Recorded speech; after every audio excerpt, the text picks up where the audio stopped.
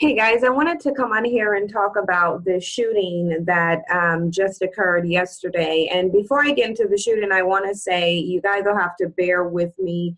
I'm not at home, so as I record videos, I'm at the liberty of not only the audio that naturally comes with my computer, but also the internet of where I'm at because I'm not at home. So let me know if there's anything going on with the audio, if it seems bad or anything, and I'll try to make whatever accommodations I can. Now, this is going to be a story that obviously I'm going to have to get back to.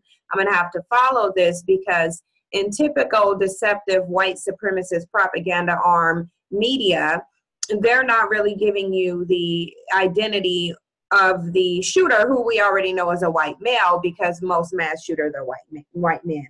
And now, before we delve into the news clips and things like this, because this is a story that is nothing new to you. We already know that white male terrorism is a huge issue in this country, and it's a huge issue that goes ignored. What I would like for Black people to do and get into the mind frame of is trying to figure out ways that you can organize with other Black people so that you're changing the narrative or at least bringing light to situations like this, whether that be writing letters to Congress, writing letters to Homeland Security, writing letters to the Department of Defense, whatever that may be. We're going to have to figure out something to do to counter on not just a social media level, but on a strategic, well-planned level. We need to be able to counter this narrative of the Black identity extremists, because what we don't seem to realize, and we've illustrated this over time, is that we tend to detach ourselves from whatever happens to the next Black person. Now, we know a Black man by the name of Rakeem Belagoon just got arrested as a Black identity extremist. We should not look at this as something that is only going to be restricted to this dude, because even though Black people can be told, you know, that the system of white supremacy is strategic and behind a lot of these mass incarcerations that are unjust, by action, Black people show that in their mind, they really believe that something that the Black person is doing, rather than the system at white supremacy at play, is to account for this person being incarcerated, so they don't do anything about it. Because it doesn't make sense that you would know that there's a predatory system in place working and thriving against you and then not do anything about it. Even if it's something as simple as writing to Congress, writing to Homeland Security, pointing out and making it aware that you know and intend to do something about the discrepancy with the Black identity extremists versus white identity extremists. The reality is we shouldn't have even allowed them to make that category and not do something about it. And we continue to do these things. We allow these things to continue to happen. Black people, you're not as passive and powerless as you think you are. We should, every single day, that we allow them to have a Black identity extremist category in the absence of a white identity extremist. When these mass shootings and targeting of police officers are occurring, we're sitting here in compliance with their discrimination and their obvious blatant racism. So that's just a reality. We really do need to start doing something about this, even if it's just sending in mass letters and writing, because I'm telling you, we're letting this get out of hand. We're letting it go down right in front of our faces. We see these mass shootings where you get multiple people died and injured. We see the data. We see that every time a report comes out where an officer's life is taken, 9 times out of 10 is by a white male, and we're still allowing them to continue with this Black identity extremist task force. We should not be doing that. That is a mistake that we're making, and that we will realize it's a mistake when it's too late, just like we do with other things.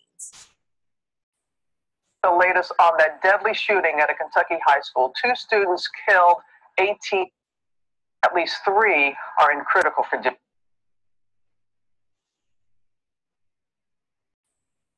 15-year-old student is in custody this morning, and Steve Osunsami is on the scene for us there in Benton, Kentucky, where a community, we're all searching for answers this morning. Steve, good morning. Good morning to you, Robin. Police aren't saying much at this point about this accused shooter, but tell us the discussion is on about whether he will be charged as a juvenile or an adult.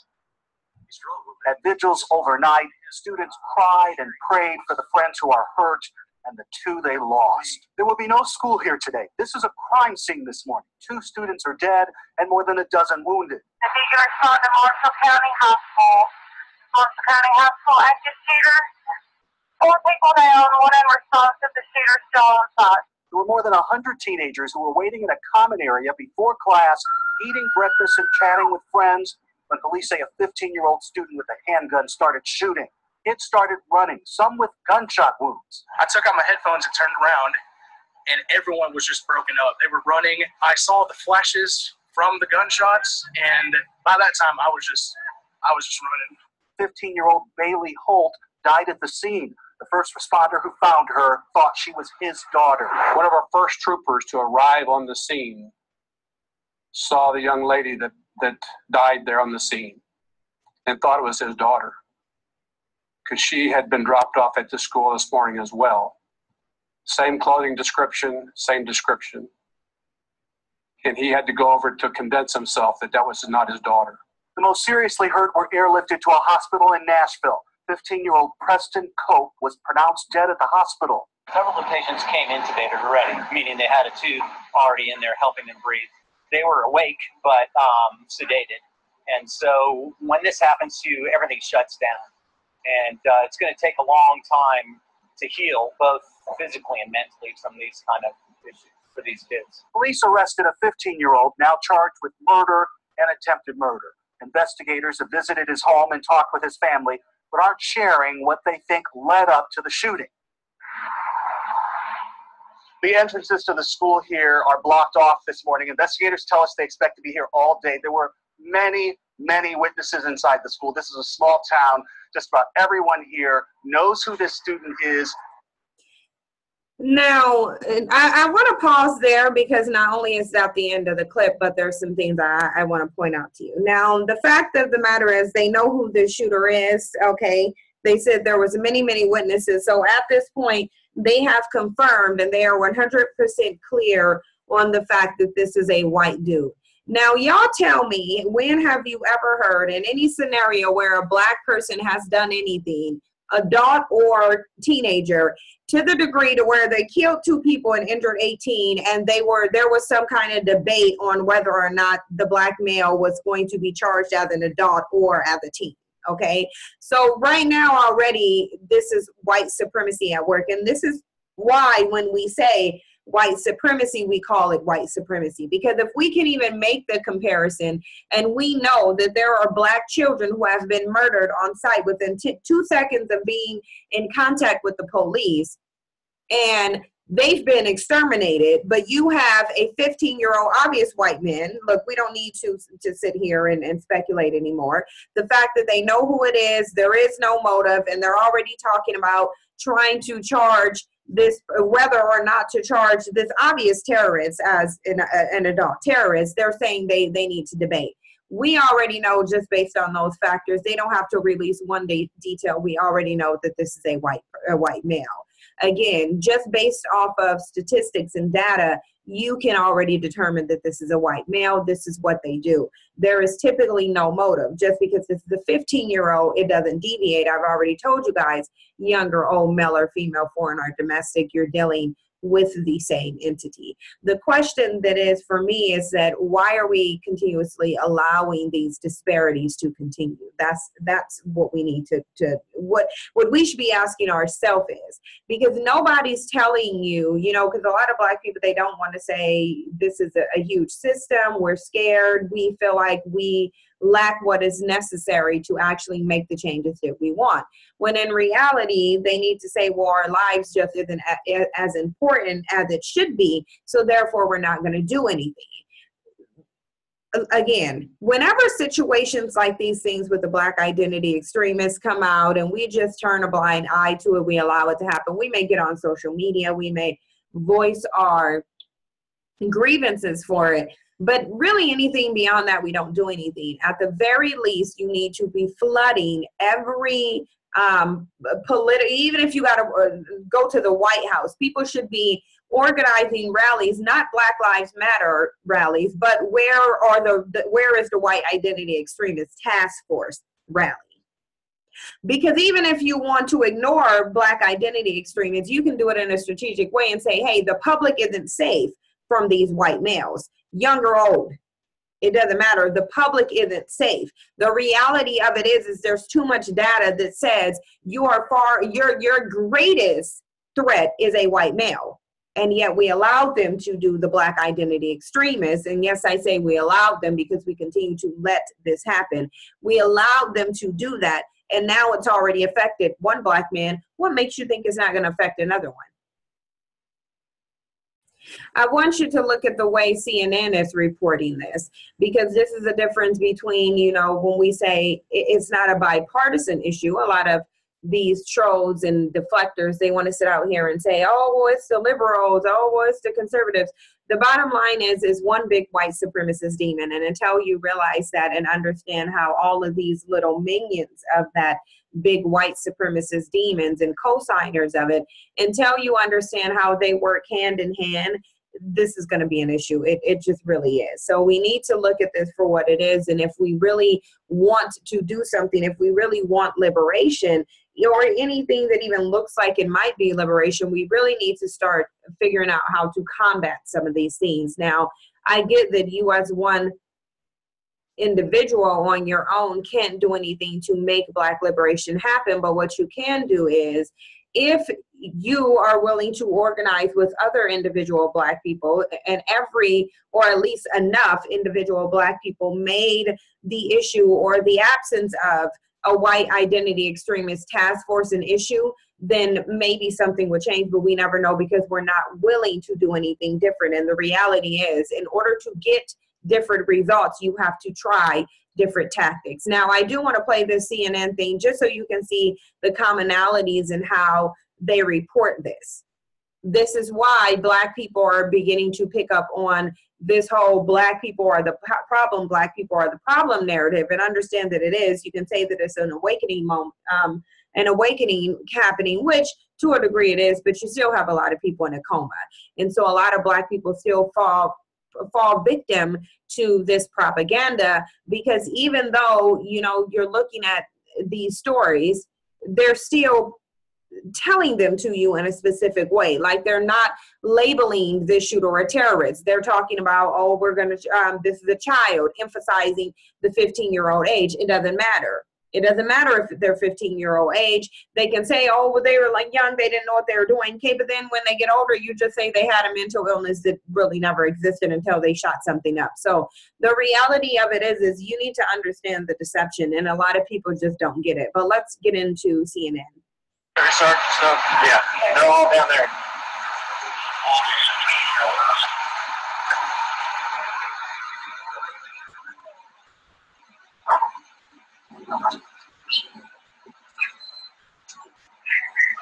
And notice they're saying, hold on, I want you guys to notice how they said, I want you guys to look into this. Around 8 a.m., a male student entered Marshall County High School with a handgun and began shooting. See, when they say male student, they're trying to deflect off the fact that this is a white male. So whenever they just say male student, your brain is telling you it could be anybody. Your brain isn't going to automatically attach it to white. And in fact, when it comes to shooting, because of the narrative around Black men somehow causing all these shootings, if you're a white supremacist or a coon, if they say male, immediately your brain is going to think that a Black man did it. When in reality, the vast majority is nearly the only people who are doing these mass shootings are white males. But I wanted to point that out to you guys so you can see the first part of deception.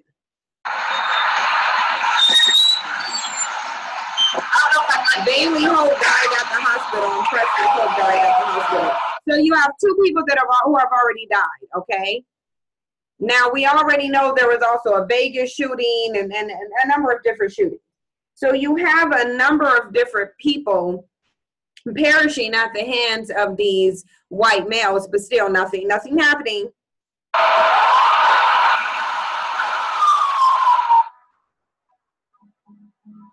They were both 15 years old, the same age, and they're saying the alleged shooter. This is the suspect was arrested at the scene and will be charged with murder. Really? Only murder? Belong to this community and to specific families in this community. And this is a wound that is going to take a long time to heal. And for some in this community will never fully heal. Now, nowhere in this did they address the fact and the fact that these are white male shooters, okay? So they're saying, oh, he's going to be charged with murder. Okay, well, what about domestic terrorism? Because you got a black man who was arrested on, and he's held with no bail for being identified as a so-called black identity extremist. You have that situation going on right now. They did not mention this dude's race. They're not showing a picture. They're not giving a description. They said there's so many different witnesses, haven't given you any details as to the identity of this person beyond being 15. And they keep saying an alleged shooter. No, this is a confirmed shooter. Okay, they said the shooter was still on site. Multiple witnesses. So a lot of people look at CNN as liberal news media, but no, it's not, because CNN understands, regardless to whether it's left or right wing, they're both on the same white supremacist bird. Another high school has turned into a scene of carnage, which is typical for them, this time in Western Kentucky. 16 people were wounded, 2 of them fatally, after a shooter opened fire Tuesday morning at Marshall County High School. Look, a 15-year-old male student was arrested at the scene and will be charged with murder and attempted murder. Look, no domestic terrorism. It's not legal for 15-year-old to even possess a firearm. You can't get a license for it. So whereas having an illegal firearm, you can probably look into this kid's background and know that this was a plan and somebody just decided it wasn't as much of a threat because he's white, which would make him the biggest threat, but whatever. It says a 15-year, and look, he's going to be charged with murder and attempted murder. They're not telling you any illegal weapons possessions charges, no domestic terrorism, although that's what it was. Marshall County Attorney Jeff Edwards said it's likely the suspect will be charged as an adult, but his name won't be released until he's indicted. When have you ever seen a scenario where a black person did anything, was victim or perpetrator, and all of their information, their background, their family lineage, their blood type, literally giving you an ID on the whether they had 6 cavities or 5? When haven't you noticed that information being put out?